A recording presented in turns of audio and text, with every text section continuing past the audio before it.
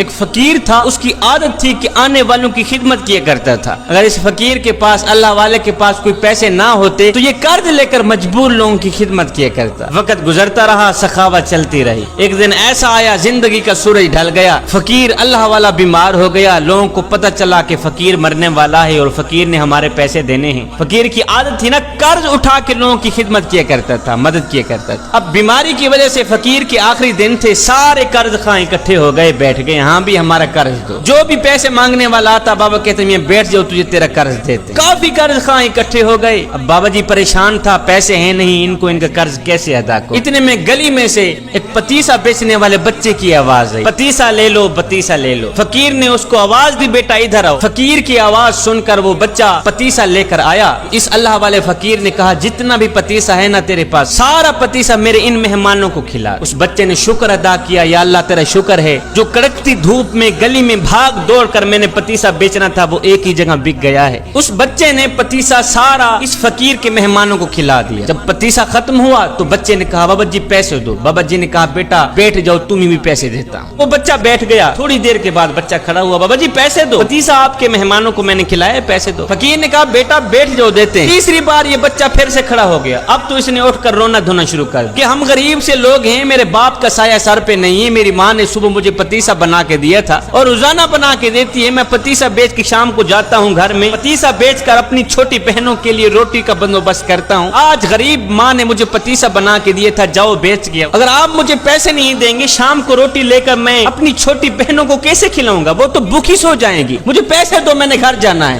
میری ماں میرے انتظار میں ہوگی۔ اب اس بچے نے کیا کیا؟ اس نے رونا دھونا شروع کر دیا، مجھے پیسے دو، مجھے میرے پتیسے کے پیسے دو۔ ادھر بچے نے رونا شروع کیا، ادھر میرے رب کی رحمت کو جوش آ گیا۔ ادھر بچے کی آنکھوں سے آنسو نکلے، ادھر میرے کریم رب کی رحمت جوش میں آ گئی۔ بچہ رو ہی رہا تھا کہ ایک شخص آیا، اس شخص نے تھیلی میں پیسے رکھے ہوئے تھے، آ کر فقیر کو کہا بابا جی بندہ ہے نا چیز کا یہ تحفہ قبول کیجیے، میرے حق میں دعا کیجیے۔ بابا جی نے بسم اللہ پڑھ کر وہ پیسوں کی تھیلی لے لی، اپنے خلیفے کو کہا یہ لو پیسے، جتنے بھی قرض خواہ بیٹھے ہیں سب کو ان کا قرض دے دو اور اس بچے کو بھی پیسے دے دو۔ قرض والوں کو ان کے پیسے دے دیے گئے۔ اس کے بعد بابا جی نے کہا میاں تمہاری مہربانی، اپنے اپنے گھروں میں جا سکتے ہو۔ لوگوں نے کہا بابا جی جب پیسے دینے ہی تھے تو اتنی دیر سے آپ نے ہمیں کیوں بٹھایا؟ یہ مرید آپ کا پیسے دینے والا پہلے کیوں نہیں آیا؟ اور یہ پیسے دینے کے لیے پہلے کیوں نہیں آیا؟ یہ سن کر فقیر رو کر کہنے لگا بھائی پہلے اس لیے نہیں آیا کہ اس وقت تم میں کوئی رونے والا نہیں تھا، ایک بچہ رونے والا آیا ہے، سب کا کام کر گیا۔